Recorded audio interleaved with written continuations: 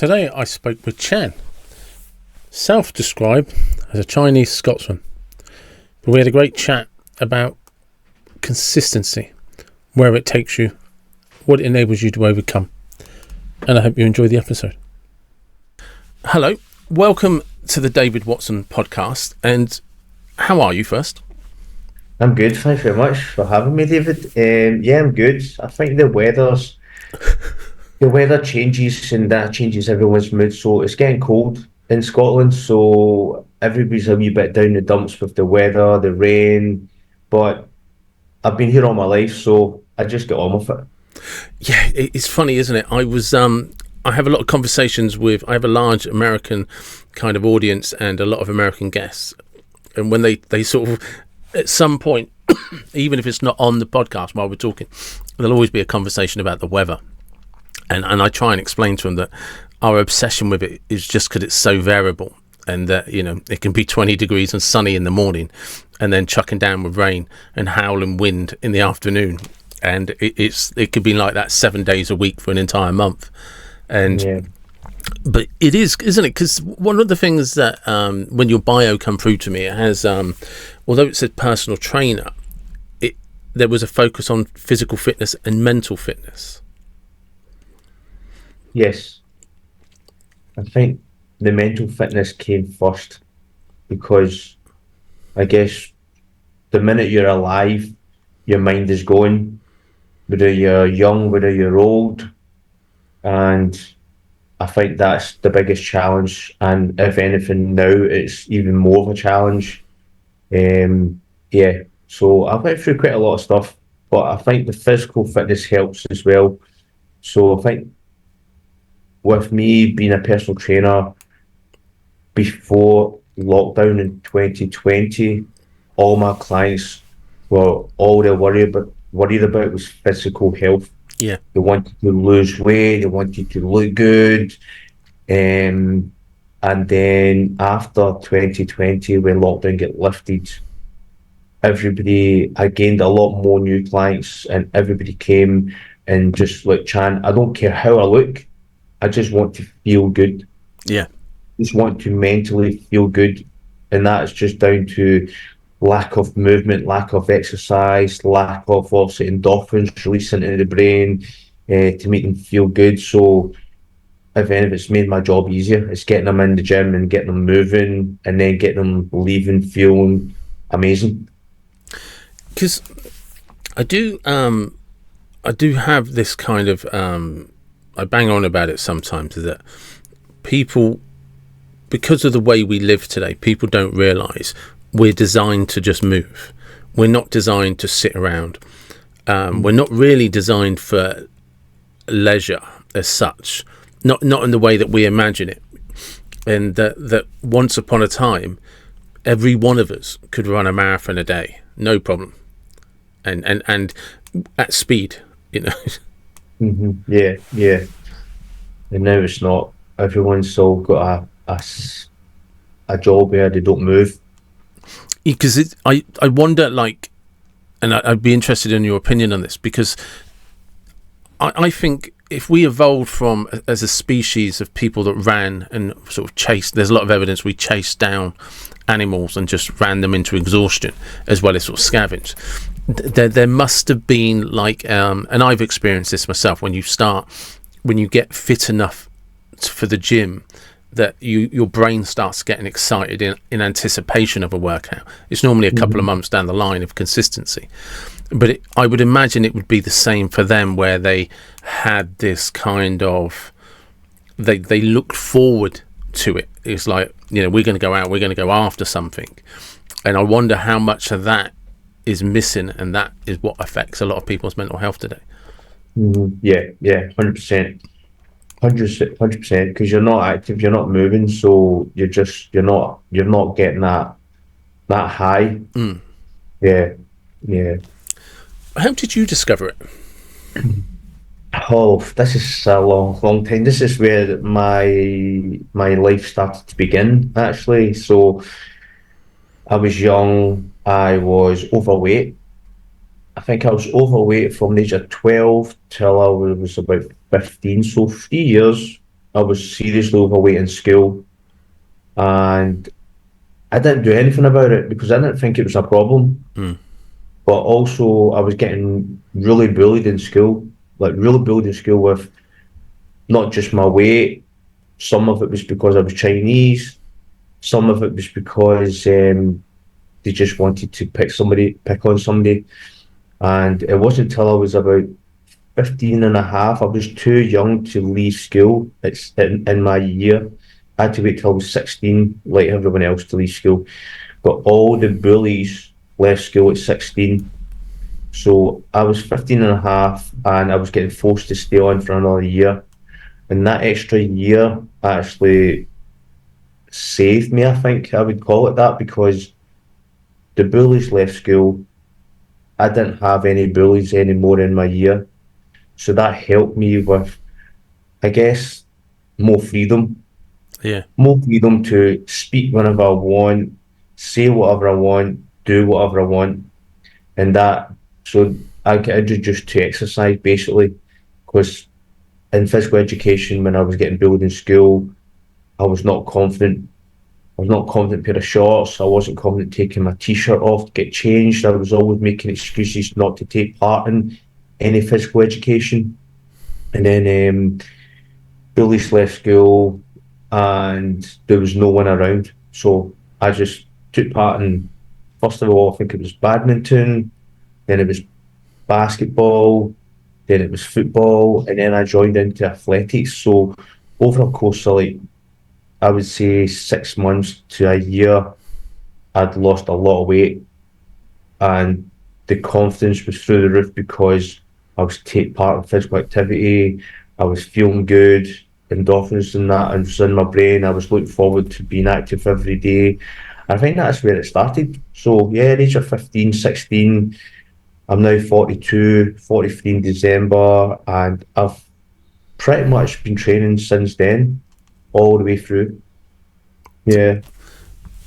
When do you remember? Do you sort of recall where you kind of like? Because there's that, like you say, there's when there's no longer that group of guys where you're just constantly looking over your shoulder, wondering, am I going to have a shit day today or a really shit day?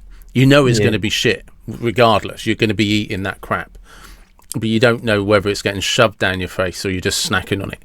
And do you remember a point where, like you said, you recognise when they left that it was just like, this is a completely like different world? You know, you've probably gone from walking around staring at the floor with blinkers on, trying to just not even blend in, just not be seen, to like, oh, hang on, I can put rose tinted glasses on because life is good.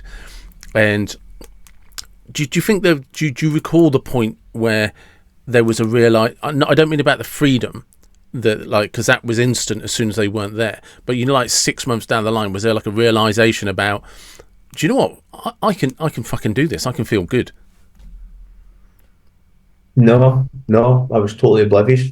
Well, yeah. Just oblivious because my mental state at the time, I was just like taking each day as it came. And then when everyone left, I wasn't expecting these folk to have left. So I was still expecting them to be there every day. And then all of a sudden they were just gone. And I was just like, it took me probably about a week or two to adjust to realise that, oh, they're not here anymore. And then that was when I had, yeah, opened up a bit more and spoke to a lot of folk that maybe I hadn't even ever spoke to before in my year until I was on my last year in school. And then that kind of opened up to like a whole new different life. Yeah.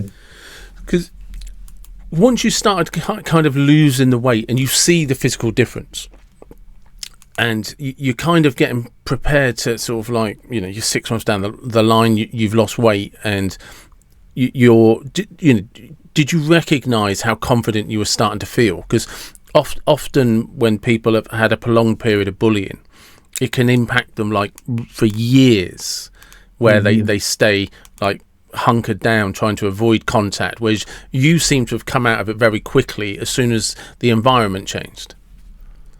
Yeah, I think taking part in a team sport helped me. Taking part in a like a couples in badminton or a team sport in basketball, football, it was good because they were always encouraging you. We're in a good team.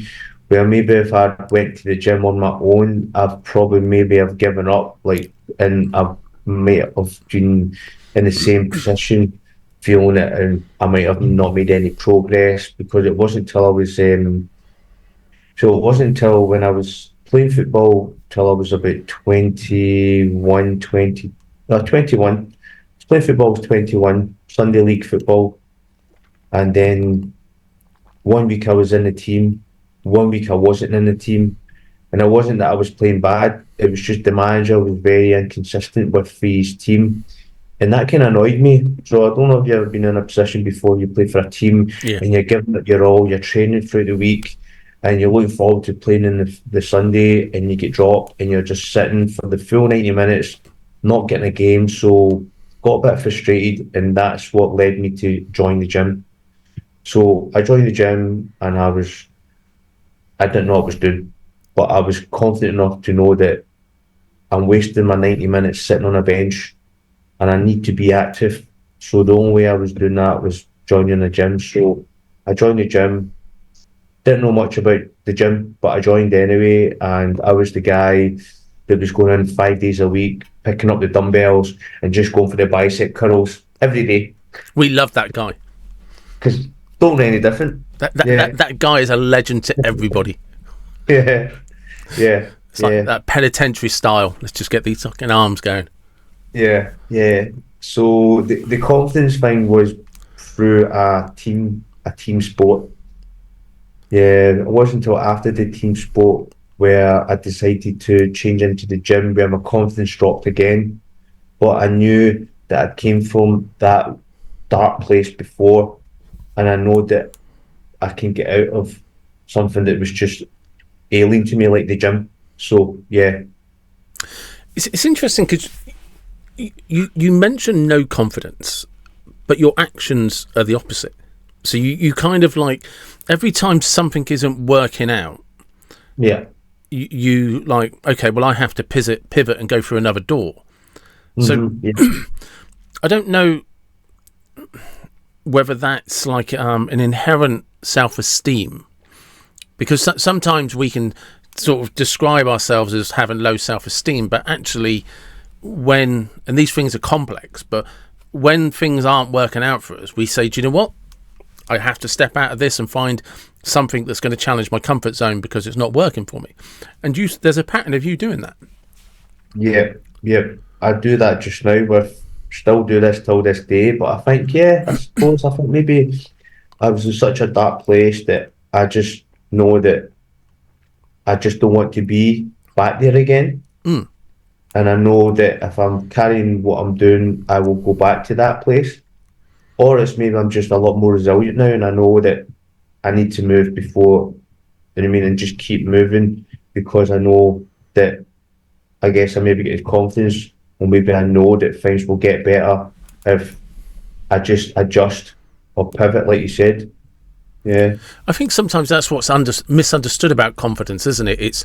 It's not knowing it's going to work out fine. It's accepting it doesn't matter if it doesn't. Yeah, that's true. Yeah, it's a learning curve. Yeah, it's just It's like, yeah, do you know what? I gave it a go. It didn't happen. I'll move on to the next thing. And that's kind of real confidence, because confidence that's attached only to the actual outcome, it tends, in my experience, to inhibit people's ability to change, move, and do something different. Yeah. I've certainly learned that along the way from where I was to where I am now with, for instance, business. Made a lot of mistakes in business, and it's cost me, but it's also helped me Yeah, get stronger and know that I've done that, I've tried that, I've made a mistake. I'll never do that again. yeah. Yeah. What sort of mistakes do you think you made then? I made big mistakes. I was impatient with business. wait, I'm trying to think. Biggest mistake. I know I can't really say it's a mistake because I wouldn't be the person that I am Yeah. now. Yeah. So this is the first time I've told this to anyone apart from all my friends. I was arrested. Mm-hmm. I got 6 months Yeah. for the concern of Class A's. Yep. So I was basically selling drugs because the money that I was making already wasn't enough. And what I was wanting to do, like anyone else, is invest into property or invest into something. So that was really the first learning. Mm. The first lesson I learned was that there's nothing get rich quick. Yeah. And then lesson two was being uneducated because I bought property with the money that I made, but I left a paper trail. Yep. And also I bought with over leveraged. So I over leveraged. It was way back in 2008 when I had a portfolio of 3 flats in a house, and Northern Rock was giving you 110% Yeah. mortgages. Yeah. So I over leveraged because if Northern Rock was giving me 110% mortgage, I'm not going to say no. Yeah. They take that and I'm going to utilise whatever that is. But unfortunately, the market at the time crashed. So property prices dropped. I think they dropped. I think they did drop. Yeah. So I was in negative equity, and I ended up. Did I get? Yeah. So I got arrested in 2011. So 2008, I bought all my properties in 2008, and then on 2010, when 2010 I went bankrupt. Mm-hmm. I went bankrupt because I couldn't pay for my mortgages. Reason being because it was capital repayment, so there was a bigger mortgage. And when a tenant moved out, I decided I'm going to go in there myself, put a new kitchen in, and then rent it out. So halfway through putting a kitchen in, just to save money, another tenant moved out another property. So I decided that, oh, that needs a lick of paint. So I tried to do that as well. So now you can see where it's going. I'm Yeah. chasing my tail. I'm working to pay the mortgages because I had no tenants in my property, and I was running round and round. And then eventually, when I got arrested and when I had to plead guilty because there was enough evidence for me to go down, I decided, right, I'm cutting everything, I'm not paying for anything. Did 3 months, came out, and I decided that I was going to go away. So went away to Australia. I was there for 6 months. I just needed to get away, just the circumstances, the people that were around me. I was almost falling down into that deep, deep black hole again. Yeah. And the only way I was going to get out of that is if I got away from everyone. So got to Australia and very lonely, very lost, but I just had to get away. So, I mean, it was amazing. It was still, Australia was amazing. China was amazing. Hong Kong was amazing. But I knew I couldn't come back to the job that I was in. So came back, and as soon as I came back, a court order was sent, and it was a confiscation order of £160,000 fine because of all the properties, my assets. So again, into this situation again, it got worse and worse. Done my time, came out, and now I've been fined with this big, big fine. So yeah, so I went bankrupt. I lost everything. I even converted. I converted one of my one bed flats to a 2 bed. I think I made about 56 grand. That went towards the fine. So I didn't even make anything on it. Looking back now, I wish I'd never done it. It just meant that money would have been lost, if you know what I mean. Yeah. So yeah, so that was that. I came back from Australia and I got a job as a personal trainer because I was talking to a lot of personal trainers in Australia, and they had said personal trainers make a good living. Everyone's got a personal trainer. So I was like, right, okay. I was like, I might go home, sell everything off, and get a qualification as a personal trainer and come back to Australia. Little did I know that I was already 30 years old then, and they weren't letting anyone in with a particular skill. Yeah. Because you're under 30, or you get a sponsorship. But you couldn't get a sponsorship as a personal trainer because there's so many personal trainers in Australia. So I've got a job in Glasgow, and yeah, that's 12 years. Sorry, 14 years later. 13 years later. Yeah, I've not really ever looked back. It is. It is really difficult. I have spoken about this on the podcast before because, like you, I'm a convicted ex-offender. I got convicted in 2005 and ended up bankrupt by the end of 2005. And it's kind of, as negative as it was, it made me change my path. Mm-hmm. And it's hard to explain to people that as much as I wish it hadn't happened, and I can look back in hindsight, which is always your best mate, and I'll be like, yeah, how was I that idiotic? How was I that stupid? And you do consider yourself smart, you do consider yourself intelligent, but you don't know what you don't know. And I look back at that and I can't even fathom how I thought what I was doing was a good idea. And then but the flip side of that is, like you said, I just wouldn't be where I am doing what I do now if that had never happened.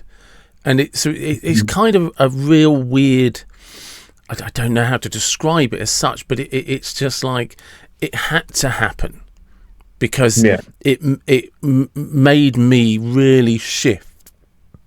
And another big shift, for me at least, was when I realised it was my own fault. Regardless of what I think the circumstances were, it was my own fault. Yeah. And that even if things in my life weren't fair, I still had to take accountability for my own actions. Yeah, because we ultimately choose our own path, and whether it's I wouldn't say it's a good or a bad path, it's just a different path, and whatever that path is, you learn from it. I mean, I wouldn't change anything that I've done because I've not physically hurt anyone, and I still stand by that, and I still look at that, and if I had hurt someone, then fair dues, I'll take whatever that is coming. But I did what I did in I don't know if it's a business or survival strategy, but it also helped me now looking at running a business, because that effectively what it was before.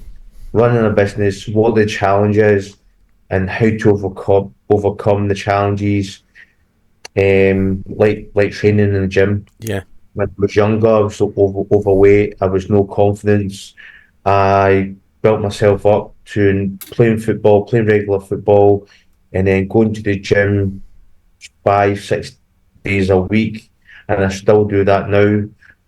So I think the system or the strategy in place is very similar, and this is where I want people to know that whether it's health goals or business goals, it's connected. You've got to have the same mindset, and you still got to have the consistency and the know-how and the education. Yeah. Because if you don't know how to do something, you need to learn, and that's education. For me, I didn't know how to lose weight until I got active and I was learning. I didn't know how to run a business until I got a coach. So yeah, everything's all very similar, and this is where I want people to understand that as much as I'm a personal trainer, I can implement these skills into business. Because it is, isn't it? It's that you have to turn up every day, you have to be disciplined, and you have to be consistent. And if any one of them is missing, well, you don't get the results that you're looking for. And I think it's the hardest thing I've learned is that what you think you want is at least is 5 years away. Even if you have a good run, you have the first timestamp where you get to check back and say, how's this going, is 5 years ago. You know, I don't care if your business is doing great within 18 months. Let me come and see me in 5 years and tell me where it is then. Because at some point you'll have to ride those peaks and troughs. Yeah. But if you survive, they say 3 years, but I reckon if you can survive 5, then you're probably good, you know, for the rest of your life, because you figured it out. At least you will have developed the skill sets for whatever comes up. Yeah. I never thought about that, because I've, like, my personal training has been 13 years. Before that, I was doing that for 5 years. And before that, I was restaurant manager. But I was in the restaurant business for 10, the age of 14 till I was about 24. So yeah, that was right down in the trenches. I mean, dishwashing, right up to restaurant management, and I mean, I can look back and say I hated it, but I wouldn't be as hard working as I am now if it wasn't for the restaurant, because I went from 6 days a week to being restaurant manager 7 days a week, because on my days off I still had to be in, I had to take stock in, I had to literally look after the place. And yeah, I think that's where I get my work ethic from. Yeah. Yeah, it's because that's the other thing people don't think about as well is, and you know, it's not trying to blow smoke up our own arses, but it's if you've got a 40-hour-a-week job Monday to Friday, and you go home and you know what you do is up to you. You're competing with the people that are working 7 days a week, whatever they're doing. You know, it's, you know, like the podcast. You know, yep, I do the podcast. I also have a full-time job. You know, and you know, you and I were chatting a little bit before about what you have to do and how long these things can take, and about cutting them up, and it's that thing. It's like you were talking about you know the motivational speaking, and you know the networking you've done, the work you've put in, and how you've pivoted now, because like actually I want to try a different approach and get on there, and you're now dedicating time to networking on podcasts. And yeah, people don't realize that people are always just like, do you know what, I want something more, so now I need to work again. Yeah, because I mean, you always do. You always want more. You always want more, no matter what it is. Like, I've had clients that come in, like, they want to lose weight, and then from losing weight, they want to lose even more weight, or they start wanting to gain some more muscle, they start wanting to tone up the legs and the bum, and then they go, right, I want to start a bodybuild. I want to join. I want to compete in my bodybuilding show. It just goes one level. You just keep going. Yeah. What are the do you see common sorry, excuse me. Do you see common pain points from clients when they come in terms of resistance? Yeah. I think most of them are just wanting to feel good, but they want to be educated. They want to know, like, what to eat. Well, some of them just don't know. There's so many, like I said, in my all my previous other stuff in my advert, in Facebook and that, a lot of people are totally confused with all these stuff on the market, like pills, shakes. So there's so many pills and shakes out there, and they don't know what one works. So I'm trying to basically educate them. You know, listen, nothing beats just solid foods. Yeah. And some exercise, some movement. So basically that's what I'm really doing. I ran a couple of online courses where it's really just covering the basics. covering the basics, make sure they're getting a good sleep, good exercise, and good foods. That is really the three most fundamental things. It's funny, as I look up, I've got 3 books up there. I've got a Gold's Gym Training Encyclopedia, Okay. the Arnold Schwarzenegger New Encyclopedia of Modern Bodybuilding, and Joe Wilder's Ultimate Bodybuilding. And they're all basically from the 70s but printed in the 80s. Yeah. And a couple of them are thick books with diets. I say to people, bearing in mind these guys predominantly trained before machines, so everything was free weights, barbells, dumbbells, compound movements, whatever you want to call it. Yeah. And there is not a single exercise in there that you can, that somebody hasn't regurgitated, and they'll sell it as something new, something different, and it's just like there's nothing new. It's never changed, and these guys learn off other people. They didn't create anything. They didn't generate anything new. They just evolved an existing foundation of how to work out, and it's always the same thing. If it didn't fly, swim, or run, don't eat it.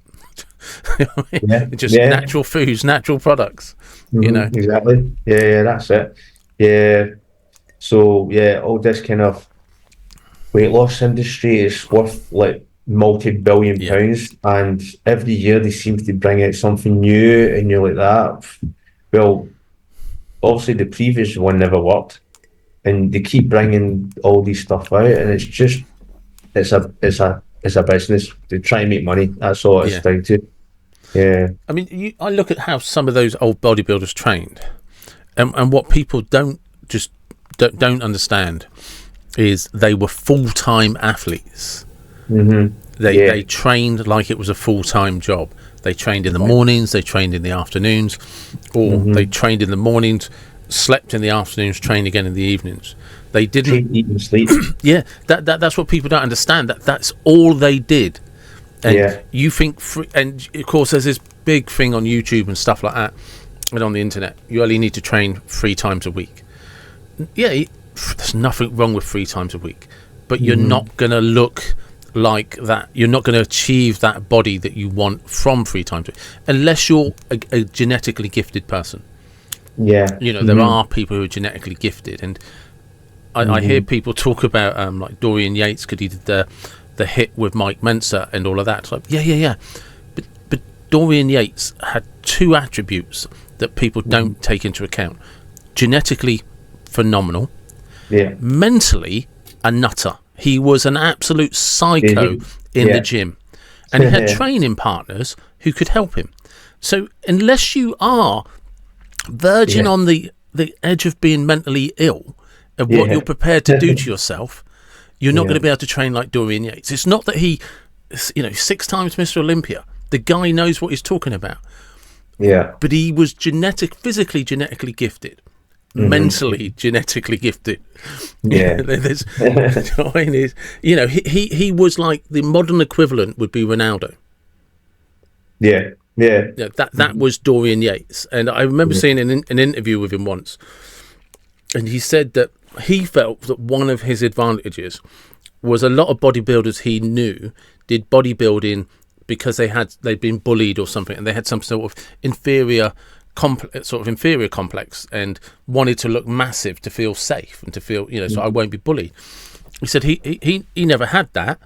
He just did it because he wanted to sculpt a body that could be considered the ultimate perfection of human perfection. And he said so his goal and his drive and motivation and inspiration was on a completely different page to all of his competitors.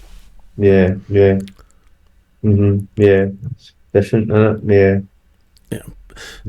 So with regards to the like the speaking and stuff, so just we'll see how we can pitch this. If I'm hiring you as a speaker, what am I going to learn from you? Learning from my mistakes, learning from my mindset, how I can pivot and persevere from situations, and trying to stay positive no matter how bad the situation is. Try to be resilient in every situation, because not every situation is a bad situation. Every situation is a maybe a difficult situation, and it's really just how you deal with it, rather than just give up and just go, no, that's not for me. I need to try something else, because I've seen that happen quite a lot as well. I think I can't remember. There was a famous phrase that someone that I'd listened to in a podcast, where when you were born, you weren't walking, Mm. so you learn how to walk. But let's say that you took that first step and you didn't make that walk. Are you just going to give up and go, no, he doesn't walk, he's not a walker? Yeah. Same kind of idea, just like you're tying your shoelace. You you you don't get you never get it the first time. So you give up. I mean, you don't give up, you try again and you try again.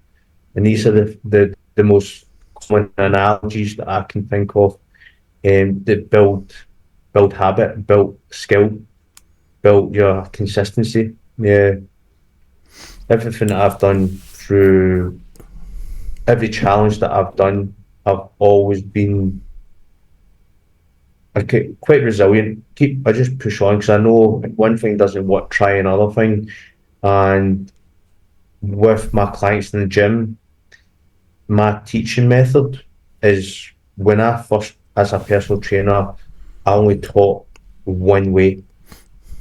And then as my business progressed, I guess, or evolved with more clients, they don't really understand maybe one certain teaching method.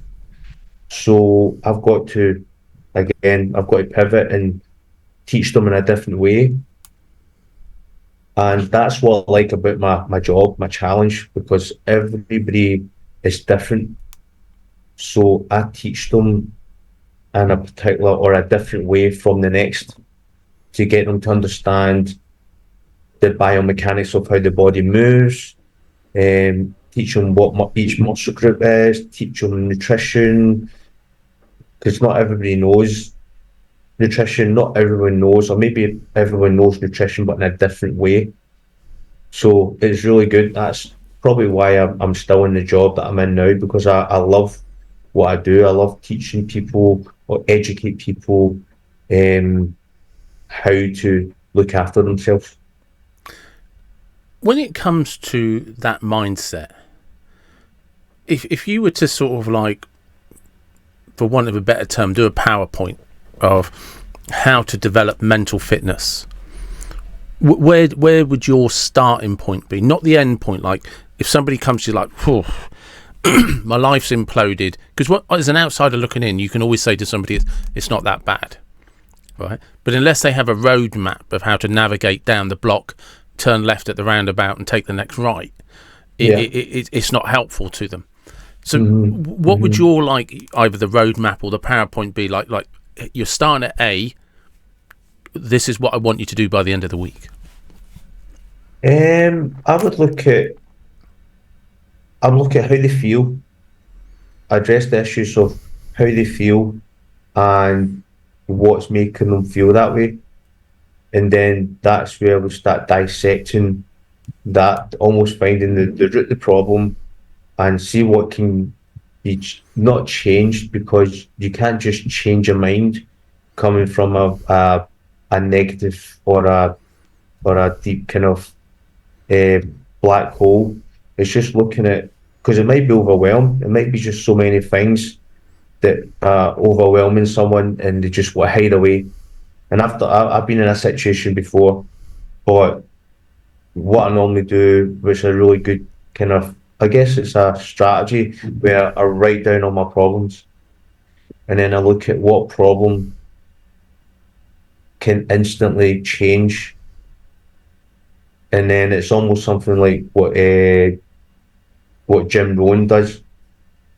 And if that topic can get changed today, that makes the impact the Yeah. biggest impact. Then I'll get another bit of paper and I'll write that down. Then I'll start writing down what I can do to combat that, and then I'll just walk through my list. And before you know it, bit by bit, you're scoring everything off.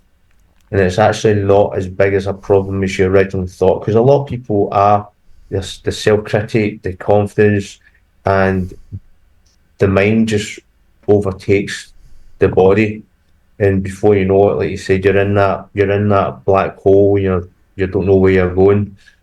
Yeah. I So like that's that because I find what people don't understand often is the problem isn't the problem, it's the sense of helplessness you've attached to it. And you kind of have to find a strategy that works for you where you feel that you're taking control and that you're taking some form of sort of affirmative, positive action towards that goal or that problem. And once you have a sense of that achievement, I think you start to trust yourself. Mm-hmm. And once you start trusting yourself, you kind of become an unstoppable force. You start actually believing, I'm capable of doing this, I can achieve this. Mm-hmm. Yeah, that's it. Because once you overcome, no matter how the challenge is, whether it's small or big, you look back and go, oh no, that wasn't as bad as I thought it was going to be. Because I said the mind is such a powerful thing that you always think of the worst. Yeah. And that's just your natural self-critic. It's trying to not block that out, because you always need that as well, a bit of balance to keep yourself strong. But I guess you always try and stay as positive as you can. And I think that's the way I've done a lot of things, whether it's training with a client where they go, oh, I can't lift that weight, and go, well, try it and see. Yeah. They try it and they go, oh, wow, I couldn't believe I'd done that. And I'm like, yeah, you're always stronger than you think, whether it's in the gym or running a business or a challenge, you're always stronger than you think. Always. That's the way I look at it. Just I'm conscious of time, so I just want to start. I just want to ask you a couple of more questions. What is because one of them is the cliche question. What are your go-to exercises for you? My go-to exercises, well, I train 6 days a week, so I've got 6 different training days, and I've went So from what's your split I'm then? doing my bodybuilding. It's almost like a bodybuilding split. A mixture of everything from strength to bodybuilding. So day one is going to be a core session. Core session, I include deadlifts into my core session because it's part of core. And then I do a chest day. Then I do a back day. And then going on to legs, lower body, all legs and glutes. And then I do shoulders and arms. And that's it. I do my 6 days. I don't do any cardio. It's not that I don't do any cardio. My cardio days is really a 10-15 minute finisher on the days that I'm training on whatever body part I'm doing. Yeah. And everything else is diet, sleep, and a relative stay in shape, because I look after my calories, look after what I eat and what I don't eat. And what are your go-to exercises for newbies? General fitness. For general fitness, I've got a fitter, faster, stronger program. Yes, you have.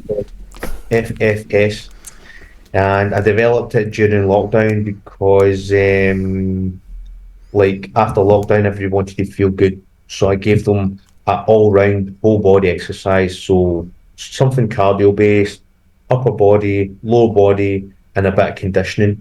So it covers the full body. If you're coming in and you just want to do you want to do a full body exercise to feel good, then we cover every part of the body, every joint in the body, so you don't miss anything out. And then it's down to how many rounds you can do. So I normally do that as a fitness test to any newbies that come in. 9 times out of 10 they don't complete it because they don't understand how intense it is. Yeah. So they go 100 miles per hour at the beginning, and then halfway through they're like, I'm dead, I can't do any more, which is fine.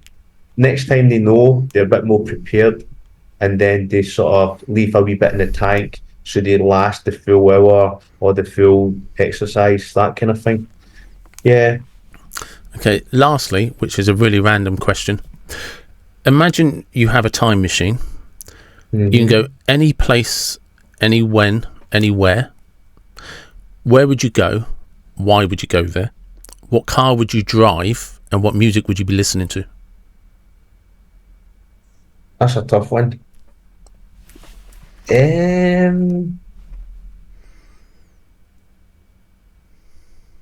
don't know. I think I would go back.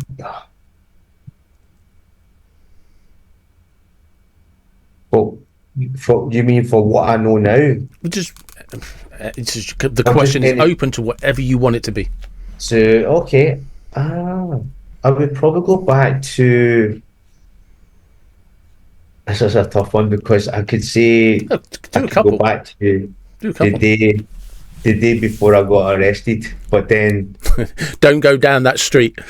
yeah, but that wouldn't have made me the person I am now.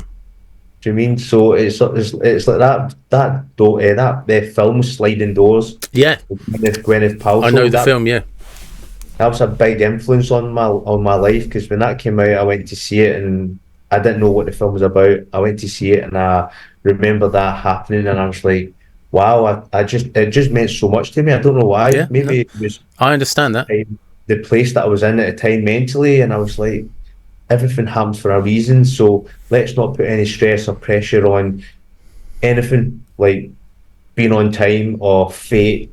I believe in fate. So whatever happens is meant to be. Yeah. So yeah, that's a difficult one though, going back to the day before I get arrested, because that wouldn't have. I would be the person I am now. Yeah. Right. What car would you take? What music would you listen to? I had an Audi A4, brand new Audi A4 at the time, the black edition, and that was probably the nicest car that I've ever owned. So I don't know. I couldn't say like a Porsche 911. That would be amazing. But I don't know. Yeah, probably a nice Porsche 911 Turbo, a GT3. Yeah.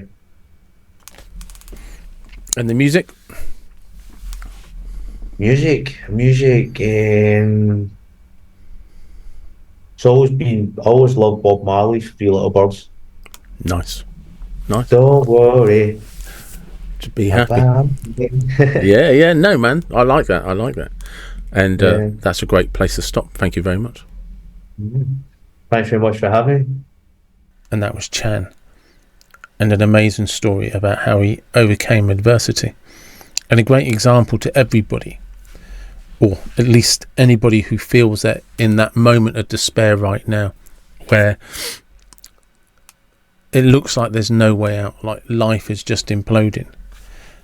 And if anything, Chan is a great example of what a mindset can do for you and just what everybody is capable of overcoming.